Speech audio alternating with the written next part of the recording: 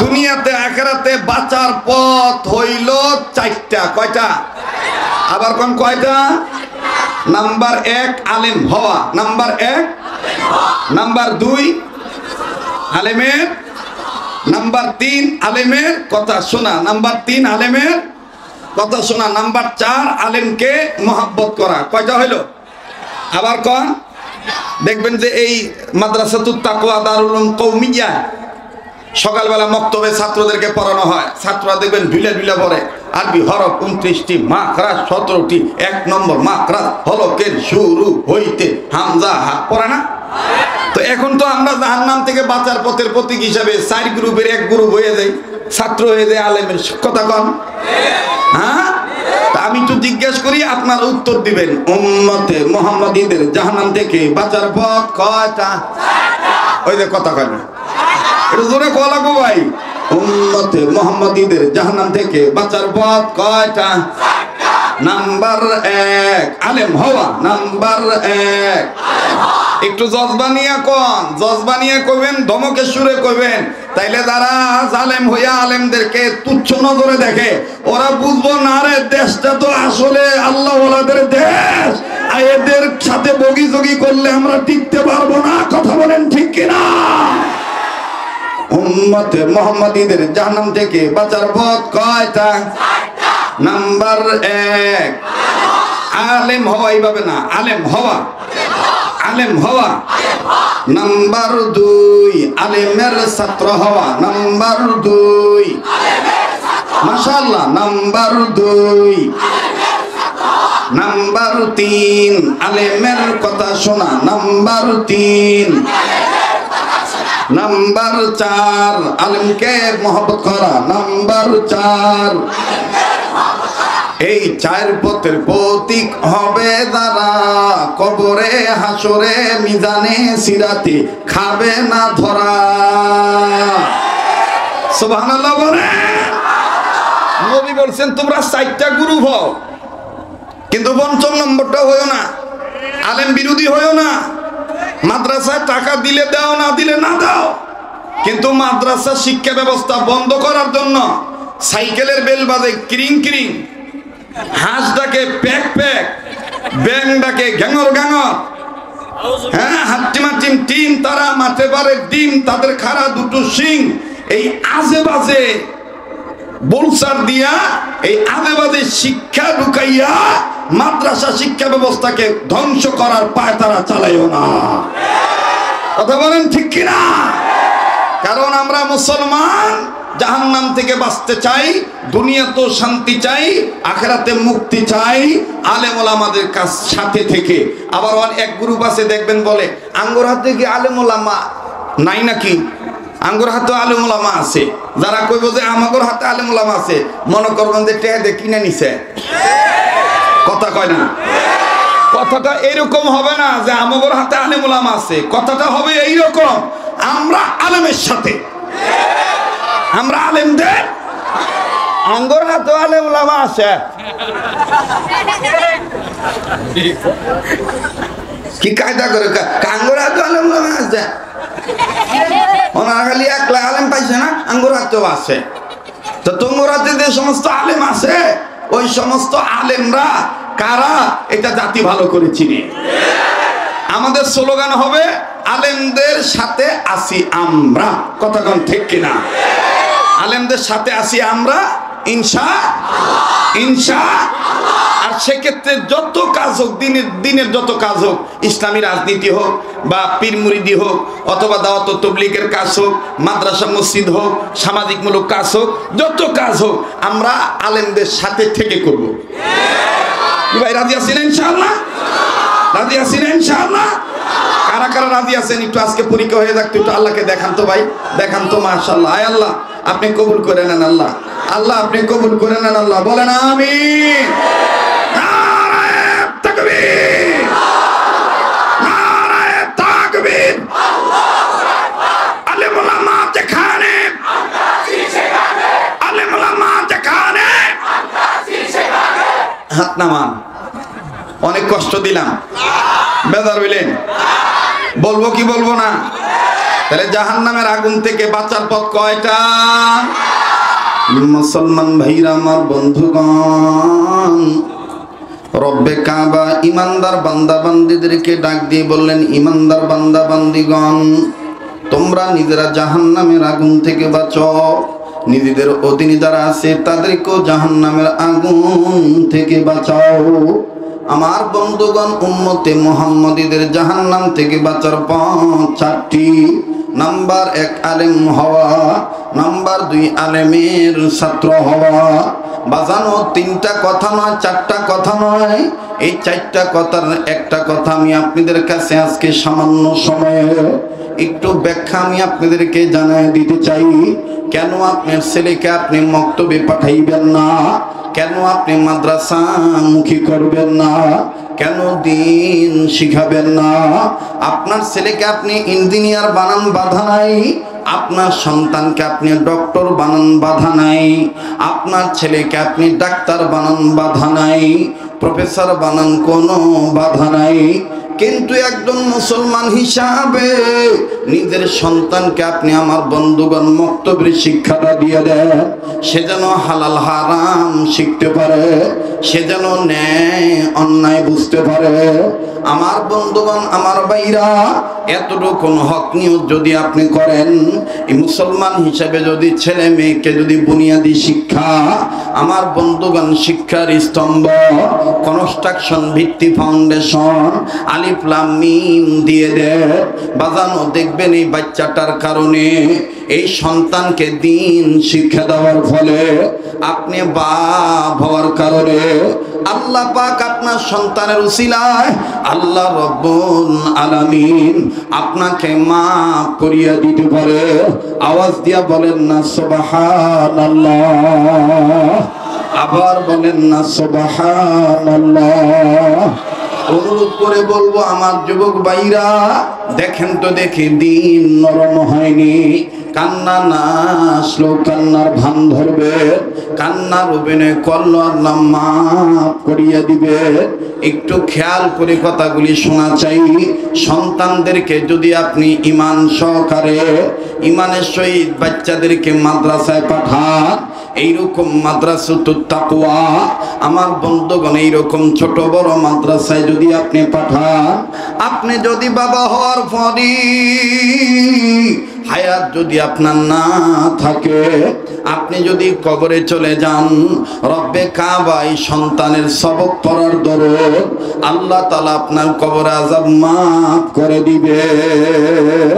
দেখেন বাজান, আলেমের ছাত্রের বাপ হইল, দেখেন কি লাভ, কি ফায়দা। কেউ কোনো দিকে নজর দিবেন না। এই জমিনের উপরে, আসমানের নিচে যত বড় বড় তাফসীরের কিতাব আছে, সবচেয়ে বড় তাফসীরের কিতাবের নাম তাফসীরে কাবীর। এই তাফসীরে কাবীরের মুসান্নিফ ইমাম ফখরুদ্দীন রাজি রহমাতুল্লাহি আলাইহি, তিনি তার তাফসীরে কাবীরের মধ্যে লিখেছেন, আল্লাহর একজন পয়গম্বর, তিনি নিজের কর্ম করার জন্য আল্লাহ পাকের নির্দেশে যাচ্ছিলেন। আমার বন্ধুগণ, আমার ভাইরা, কর্মপথে যাওয়ার সময় একটা কবর দেখলেন। প্রতিমধ্যে যখন কবর দেখলেন, কবরের অবস্থা কেমন জানি ভালো না। কবরের ভিতর থেকে দাউ দাউ করে আগুন জ্বলে উঠতেছে। আমার যুবক ভাইরা, অনেকে বলে দুনিয়ার জীবন আসল জীবন, মৃত্যুর পরের কোনো জীবন নাই। আমার বন্ধুগণ, পৃথিবীতে মানুষ আমরা দুই ধরনের। এক ধরনের মানুষ কবর, হাসর, মিজান, পুলসিরাত, আখিরাত বিশ্বাস করে না। কিন্তু বাদান, আমরা হলফ করে বলতে পারি, আমরা যেহেতু মুসলমানের সন্তান, আমরা ঈমান আনছি। আমানতু বিল্লাহি ওয়া মালাইকাতিহি ওয়া কুতুবিহি ওয়া রুসুলিহি ওয়াল ইয়াউমিল আখির। আমার ভাইরা বলেন, এরকম আমরা বলছি কি বলি নাই? বিশ্বাস করি কি করি না? ওয়াল ইয়াউমিল আখির। আমার বন্ধুগণ, আমার ভাইরা, প্রতিনিয়ত নফল নামাজ, সুন্নত নামাজ, ফরজ নামাজ, ওয়াজিব নামাজ, সমস্ত নামাজ আদায় করার সময় আমরা যারা কোরআন কারীমের মা, উম্মুল কিতাব, উম্মুল কোরআন, এই সূরাতুল ফাতিহা তেলাওয়াত করি। এই সূরাতুল ফাতিহার 7 আয়াতের মধ্যে একটা আয়াত, 3 নম্বর আয়াত আমরা বলি মালিকি ইয়াউমিদ্দিন,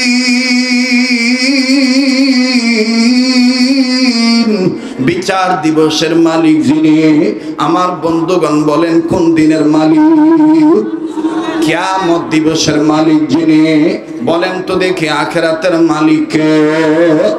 এ মুসলমান আওয়াজ দিয়া বলো আখিরাতের মালিক কে? দুনিয়ার জগতের মালিক কে? ইহ জগতের মালিক কে? পর জগতের মালিক কে? বাজান পায়ে হাত দিয়ে বলবো, ভুল বুঝবেন না। যদি ভালো হইতে চান এই অভ্যাস ত্যাগ করেন। নিজের দুটি চোখ আল্লাহ তাআলা দান করছে।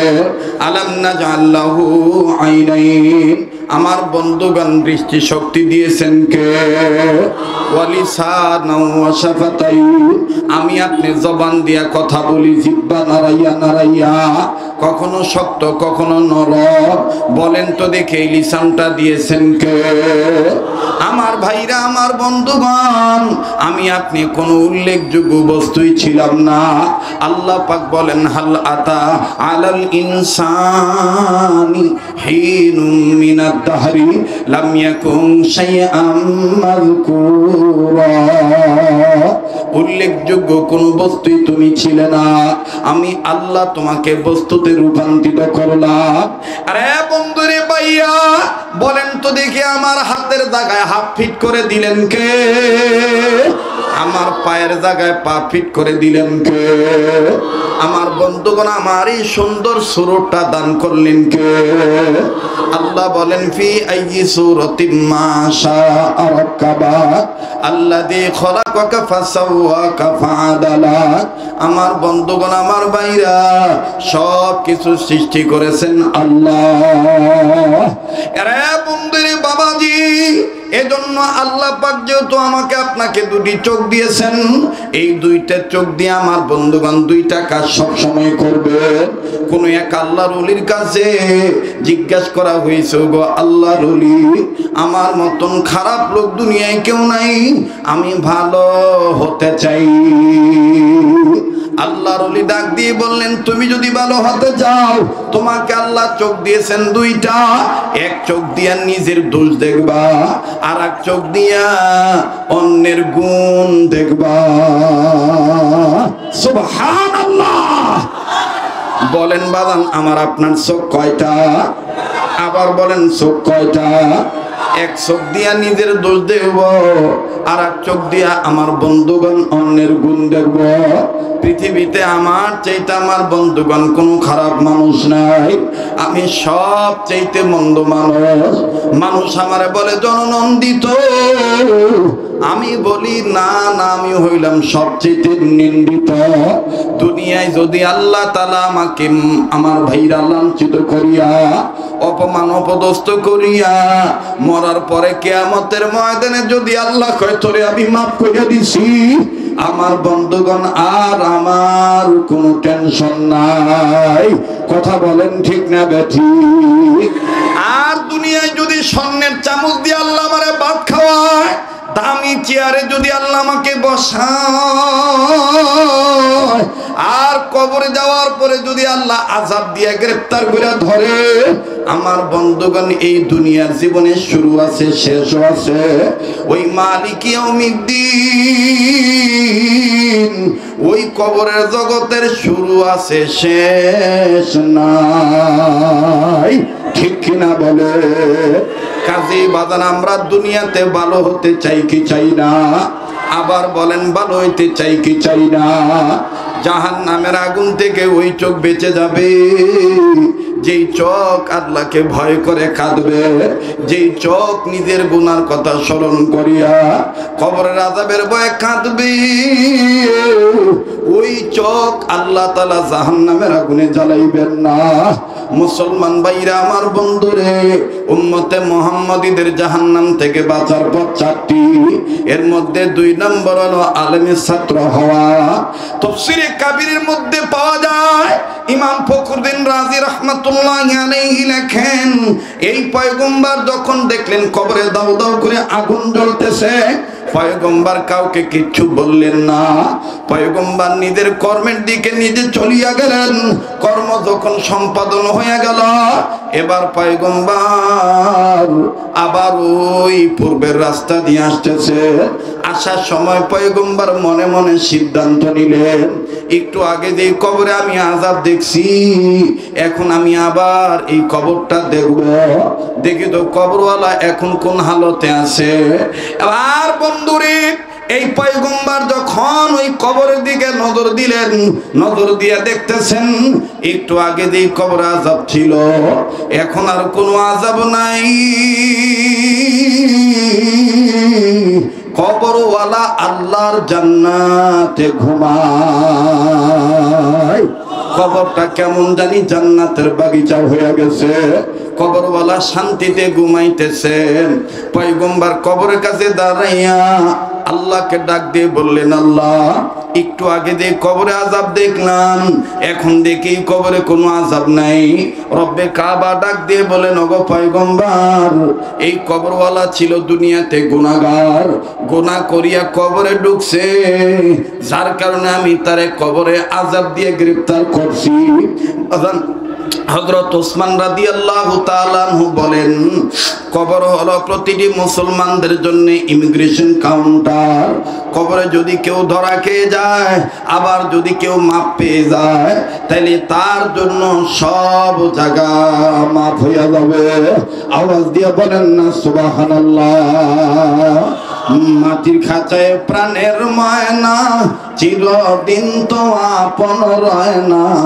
মাটির খাঁচায় প্রাণের ময়না, চিরদিন তো আপন রয় না। খাঁচা ভেঙে পালিয়ে যাবে, খাঁচা ভেঙে পালিয়ে যাবে, হইলে আল্লাহর ডাক রে। গোরস্থানের একটু মাটি বায়না করে রাখ রে, গোরস্থানের একটু মাটি বায়না করে রাখ। আল্লাহু আকবার বলেন।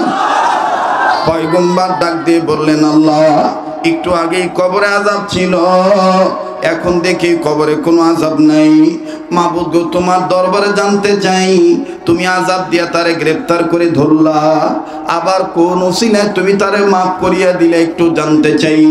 রব্বে কাবা ডাক দিয়ে বললেন, পয়গম্বর শুনে নাও, শুনে নাও, এই কবরওয়ালা একটা সন্তান রেখে আসছে দুনিয়ায়। এই সন্তানটা এতদিন কথা বলা শিখে নাই, ইদানিং যখন আমি আল্লাহ তাকে আল্লামাহুল বায়ান, ভাব প্রকাশের যোগ্যতা দিলাম, এই বাচ্চাটাকে তার মা নিয়া কথা বলতে পারা অবস্থায় এই বাচ্চাটাকে নিয়ে তার মা এলাকার একটা নির্ধারিত মাদ্রাসা মক্তবে ভর্তি করে দিল, আলেমের ছাত্র বানায় দিল। শোনরে পয়গম্বর, এই এতিম বাচ্চাটা মাদ্রাসা মক্তবে যাইয়া আলেমের ছাত্র জীবনের প্রথম একটা সবক পড়ল। তার উস্তাদ আলেম মানুষ ছাত্র বানাইয়া ছাত্রকে জীবনের প্রথম একটা সবক পড়াইল। আর প্রথম সবক পড়িয়া এই বাচ্চাটা জীবনের সর্বপ্রথম একটা সবক পড়তে যাইয়া আমি আল্লাহর দুইটা নাম দয়ে সে ডাক দিল। যখনই মাসুম বাচ্চা আমার দুইটা নাম ধরে ডাক দিল সবক পড়তে যাইয়া, আমি আল্লাহ এই বাচ্চাটার উসিলায় তার বাবাকে মাফ করে দিলাম। পয়গম্বর ডাক দিয়ে বলেন, মালিক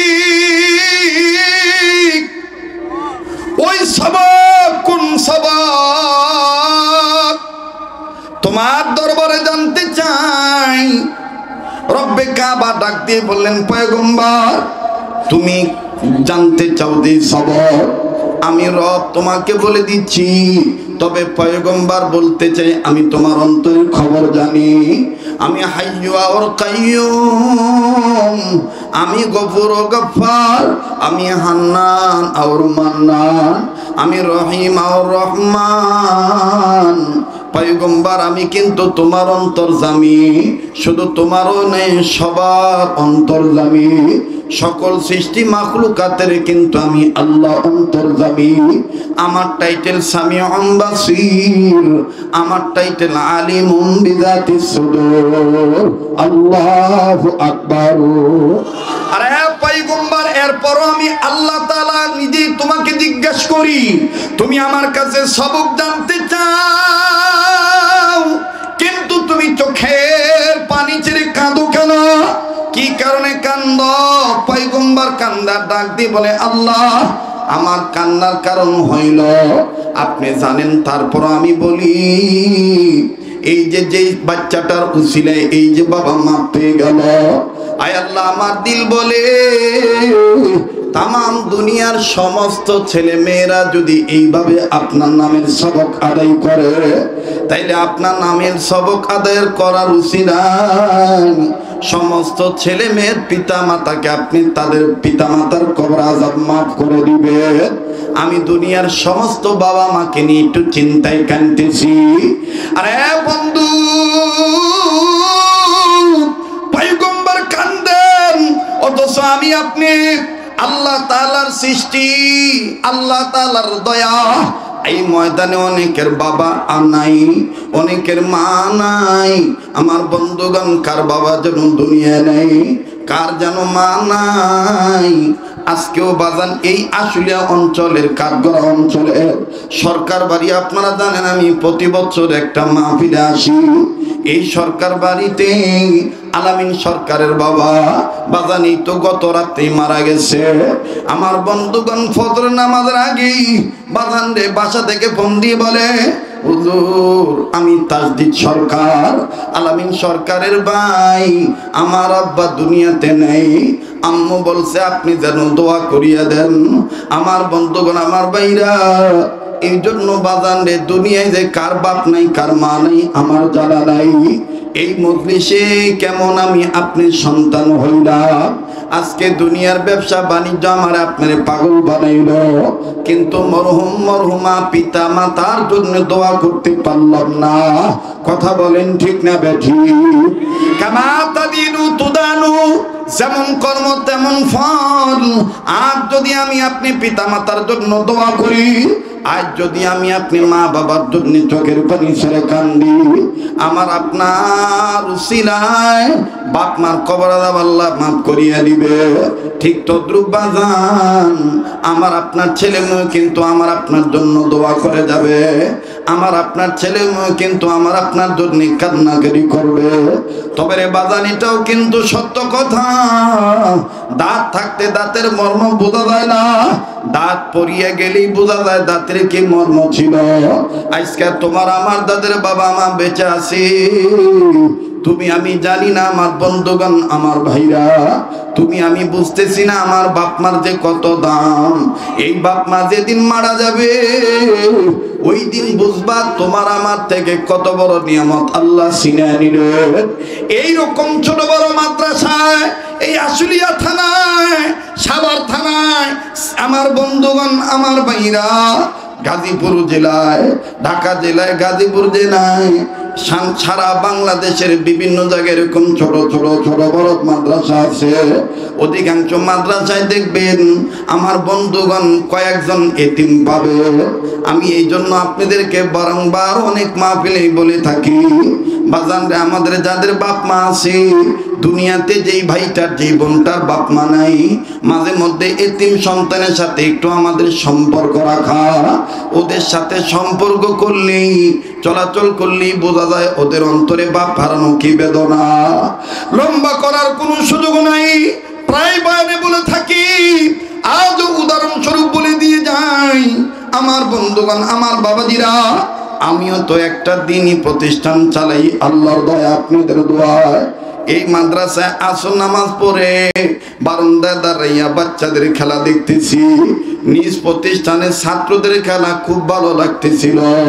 বাজান যখন মেন গেটের দিকে নজর দিলাম, দেখতে পাইলাম একজন বাবা হাতে একটা ব্যাগ নিয়ে অনেক কিছু নিয়ে দাঁড়ায় আছে। তবে ব্যাগের বাইরে থেকে বোঝা যায় ব্যাগের ভিতরে চানাচুরের প্যাকেট, বিস্কিটের প্যাকেট, আরো অন্যান্য কিছু আছে বাজান, বোঝা যায়। কিন্তু কার বাবা, কোন ছেলের বাবা এটা আমার জানা নাই। আমার বন্ধুগণ আবার যখন ছাত্রদের খেলার দিকে নজর দিলাম, হঠাৎ করে নজর করে দেখি ৫-৭ জন ছাত্রের মধ্যে হইতে একজন ছাত্র আমার বাইরা শরীরে গায়ে গেঞ্জি পরা, হাফাতা গেঞ্জি, এই গেঞ্জিটা ঘামের পানিতে ভিজিয়া গেছে। আমার বাইরা বিভিন্ন জায়গায় ময়লা ধুলাবালি লাগানো, এই ছাত্রটাই ঘামের পানিতে ভিজা দুর্গন্ধযুক্ত গেঞ্জি লইয়া পাশের ছাত্রদের সামনে খেলা বন্ধ করে যখন দাঁড়াইল, ছাত্ররা ডাক দিয়ে কয়, তুমি কি আর আজকে খেলবা না? ছেলেটা কান্না কান্না ভাব নিয়ে বলে, আমি আর খেলবো না, আমার আব্বু আজকে কয়েক মাস যাবত আসে না। ওই যে আমার আব্বু আসে, আমি আমার আব্বুর কাছে যাই। ভাইয়া নজর করে দেখলাম ওই সময় একটা শিক্ষা গ্রহণ করলাম, যেই বাপ মাকে আমি তুমি অনেক সময় নোংরা বলে গালি দেই। বাপের কাপড় নোংরা থাকলে বাপকে নোংরা বলে বাপের কোলে যাই না, মা ডাকলে মামার বাইরা মার কোলে যাইতে চাই না। অথচ দেখো বাবা সন্তানকে ঘৃণা করলো না। সন্তান যখন ঘামের পানিতে ভিজা, আমার বন্ধুগণ ঘামের পানি যুক্ত গেঞ্জি লইয়া, আমার বাইরা ময়লা যুক্ত কাপড় নিয়ে যখন নোংরা শরীর নিয়ে বাবের দিকে দৌড় মারল, বাবা আমার বাইরা ব্যাগটা নিচে রাখলেন, ব্যাগটা নিচে রেখে 2 হাত সামনের দিকে বাড়াইয়া ডেকে ডেকে বলতেছে, না বাবা তুই আমার বুকে আয়। ছেলেটা কাছে যা সালাম দিল, আমার বন্ধুগণ সালাম দিয়া মুসবা করলেন। এরপরে ছেলেটা ডাক দিয়ে বলতেছেন, আব্বু তুমি কেমন আছো? বাবা বলে, আলহামদুলিল্লাহ আমি ভালো আছি। ও বাবা তুমি কেমন আছো? ছেলেটাও বলে, আব্বু আমি ভালো আছি। বাড়িতে আমার আব্বু আম্মু, আমার ভাইয়া, আমার আপু কেমন আছে? বাপ বেটার আদরের দৃশ্য খুব ভালো লাগতেছিল। বাজান কি বুঝাইতেছি খুব খেয়াল করবে, খুব চমৎকার একটা দৃশ্য লাগতেছিল। দৃশ্যটা খুব ভালোই লাগতেছিল। বাবা সন্তানকে যখন চুমা দেয়, সন্তানও যখন বাপের জড়ায় ধরে, বাবাজি যেই বারান্দায় দাঁড়াইয়া বাপ বেটার আদর দৃশ্য দেখতেছি, ওই একই বারান্দায় আর একটা ছাত্র আমার থেকে কয়েক গজ দূরে। আমার জানা ছিল না যে এই বাচ্চাটার বাবা নাই। ওই ছাত্রটা ওই বাপের আদর দেখা ডুকরে ডুকরে কান্দার ডাক দিয়ে কয়, আমারও তো আব্বু ছিল, আমার আব্বু তো আমার জন্য এরকম বিস্কিট চানাচুর নিয়ে আসতো, আমারও আব্বু ছিল, আমারও বাবা ছিল। বাজান রে ছেলে এই বলে কান্দে, চোখের পানি ঝর্ণার মতন ছেড়ে দিয়ে কান্দে। ছেলেটার কাছে যা ডাক দিয়ে বললাম, বাবা তোমার কি বাবা নাই? ছেলে ডাক দিয়ে বলতেছেন, হুজুর আমার আব্বা ছিল, 2 মাস আগে রোড অ্যাক্সিডেন্টে মারা গেছে। তাইলে আজকে তুমি কান্দো কেন বলো? ছেলেটা ডাক দিয়ে বলে, হুজুর এই ভাইয়ার আব্বার আদর দেখে আমার আব্বার কথা মনে হইয়া গেছে। হুজুর আমার আব্বাও এই ভাইয়ার আব্বার মতন চানাচুর বিস্কিটের প্যাকেট নিয়ে আমার জন্য দাঁড়ায় থাকতো। হুজুর আমার আব্বু আমাকে হুজুরের কাছে বলে দোকানে নিয়ে যা অনেক কিছু কিনে দিত। বাজান রে দুনিয়ায় যারা বাপ হারাইছেন তারাই জানেন কত বড় বটবৃক্ষ শেষ হয়ে গেছে। আমার বন্ধুরে আমি জানি রে এই ময়দানে কার মা নাই, কার বাবা নাই, কার বাবা মা যেন কবর থেকে কান্দার ডাক দিয়ে বলে, ছেলেরে মেয়েরে মাহফিলে গেলি আমাদের জন্য একটু দোয়া করলি না বাবা, একটু কান্নাকাটি করলি না? কবরে এসে খবর পাইলাম দুনিয়ায় যদি কোনো ছেলে মেয়ে বাপ মার জন্য কান্দে, ছেলে মেয়ের কান্না গুনার উসিলায় দোয়ার উসিলায় বাপ মার কবর আল্লাহ মাফ করিয়ে দিবে। ও ভাইয়া যার অন্তরে বাপ মার দরদ আছে মায়া লাগায় আল্লাহকে একটা মহব্বত করে ডাক দেন না, বলেন না আল্লাহ, দেন না ডাক দেন না, বলেন না আল্লাহ, আবার বলেন না আল্লাহ। আর আল্লাহ পাকের শিখিয়ে দেওয়া দোয়াটা পড়েন না, রব্বির হামহুমা কামা রব্বায়ানি, পড়েন না সবাই, রব্বির হামহুমা কামা রব্বায়ানি। আরেকবার পড়েন, রব্বির হামহুমা কামা রব্বায়ানি সগীর। কাজী ভাইয়া যার বাবা মা নাই তারাই জানে তাদের জন্য কত বড় নিয়ামত নাই। লম্বা করতেছি না বাজান, খুব খেয়াল করে শোনা চাই। এবার পয়গম্বর ডাক দিয়ে বললেন, আল্লাহ আমি এই জন্য কান্দি, দুনিয়ার সব ছেলে মেয়েরা যদি এরকম মক্তবের শিক্ষা গ্রহণ করত, আপনার নামের সবক আদায় করত, তাইলে সব ছেলে মেয়ের বাবা মাকে আপনি মাফ করিয়া দিতে। আল্লাহ পাক ডাক দিয়ে বললেন, পয়গম্বর হা হা হা, দুনিয়ায় যদি কোনো ছেলে মেয়ে আমি আল্লাহর নাম ধরে জীবনের প্রথম শিক্ষা গ্রহণ করে আলেমের ছাত্রই আমাকে ডাক দে, আমি আল্লাহ তাআলা তার বাবা মাকেও মাফ করে দেব। এইবার পয়গম্বর ডাক দিয়ে বলতেছেন, আল্লাহ এখন বলেন তো দেখি সবকটা কোন সবক? ভাইয়া আপনারাও আশ্চর্য হইয়া যাবেন, এই মাদ্রাসাতুত তাকওয়া দারুল কওমিয়া মাদ্রাসা, এই মাদ্রাসা তো আমার বন্ধুগণ এই সবকটা পড়ানো হয়। আল্লাহ পাক ডাক দিয়ে বলেন, পয়গম্বর সবকটা তুমি শোনো আমি বলি। আল্লাহর বান্দা পয়গম্বর ডাক দিয়ে বলেন, রব্বে কাবা, আয় আল্লাহ আমি অবশ্যই অবশ্যই অবশ্যই এই সবকটা নোট করব, উম্মতের জন্য আমি নোট করে রাখবো, পরবর্তী উম্মতের জন্য আমি নোট করে রাখবো। বাদান তাফসীরে কাবীর মধ্যে পাওয়া যায়, ইমাম ফখরুদ্দিন রাজি রহমাতুল্লাহ আলাইহি লেখেন, আল্লাহ পাক বলে দিলেন, পয়গম্বর শোনো এই সবকটা কোন সবক শোনো। ও আমার বাবাইরা, সাভার থানা, আশুলিয়া থানা, জিরানি বাজার, ভিন্ন ভিন্ন এলাকা থেকে আগত আমার বাবাইরা, এমনকি দামরাই থানার বাবাইরাও আছেন বন্ধুগণ, কলিজার টুকরা যুবকেরা, আমার বন্ধুগণ, আমার ভাইরা, আমি অবশ্যই আপনাদের সবকের কথাটা বলবো ও বাজান। তবে বলার আগে ছোট্ট একটা আবদার আমি আপনাদের কাছে করব, মনে আছে কিনা জানি না, আবার একটু জবাব দিয়ে স্পষ্ট করবেন, প্রমাণ করবেন মনে আছে। উম্মতে মুহাম্মদীদের জাহান্নাম থেকে বাঁচার পথ কয়টা? আবার বলেন কয়টা? আর একবার বলেন কয়টা? নাম্বার 1 আলেম হওয়া, নাম্বার 2 আলেমের ছাত্র হওয়া, নাম্বার 3 আলেমের কথা শোনা, নাম্বার 4 আলেমগণকে মহব্বত করা, নাম্বার 4 আলেমগণকে মহব্বত করা। বাজানটা আমি 2 নম্বরটা সাধারণ সংক্ষিপ্ত একটু বক্তব্য আমি শুনাইলাম। ছাত্র হইল দেখেন ছাত্রের বাপ মাকে আল্লাহ কেমন করে কোরআনে বরকতে মাফ করে দেয়। আমার ভাইরা ওই সবক, ওই আলেম ওলামার ছাত্র, ওই হাফেজে কোরআনদের ছাত্র হইয়া এই মাদ্রাসায় তো বাজান কয়েকজন ছেলে হাফিজ হইয়া গেছে, তারা আজকে দিস্তারে ফজিলত গ্রহণ করবেন, পাগড়ি নিবেন বাজান। ইমাম গাজ্জালী রহমাতুল্লাহি আলাইহি কিতাবের মধ্যে লেখছে, দুনিয়াতে কোন নেককার সন্তান যদি চেরাগ নেয়, প্রদীপ নেয়, পাগড়ি নেয়, কোরআনের হাফিজ হওয়ার পর, আলেম হওয়ার পর কোন সন্তান যদি পাগড়ি নেয়, আর এই পাগড়ি দেওয়া অনুষ্ঠান যদি কোনো আল্লাহর বান্দারা দেখে, আর এই দুনিয়াতে যদি ওই সন্তান হাফেজে কোরআনরা কোরআনের জ্ঞান অর্জন করে, আলেম যারা হয়েছে সেই আলেমেরা দুনিয়াতে যদি নেক আমল করার দ্বারা যদি জান্নাতি হইয়া যায়, হাসরের ময়দানে পাগড়ি পরা সন্তান যখন জান্নাতে যাবে, যাইয়া ডাক দিয়ে বলবে, আল্লাহ যারা দুনিয়াতে আমাকে পড়ার কাজে সহযোগিতা করছে, যারা আমাকে পাগড়ি দেওয়া অনুষ্ঠান দেখছে, যারা আমি যেই প্রতিষ্ঠানে ছিলাম এই প্রতিষ্ঠানের ব্যাপারে যারা উদারতা দেখাইছে, আয় আল্লাহ এদেরকেও তুমি আমার সাথে জান্নাতে দিয়া দাও। আমার নবী বলেন, আমার বীর আল্লাহ পাক তখন ওই হাফেজ এবং আলেমের সুপারিশে এদেরকেও আল্লাহ পাক জান্নাত দিয়ে দিবেন। এই জন্যই তো মুসলিম শরীফের হাদিস হযরত ওমর রাদিয়াল্লাহু তাআলা থেকে বর্ণিত।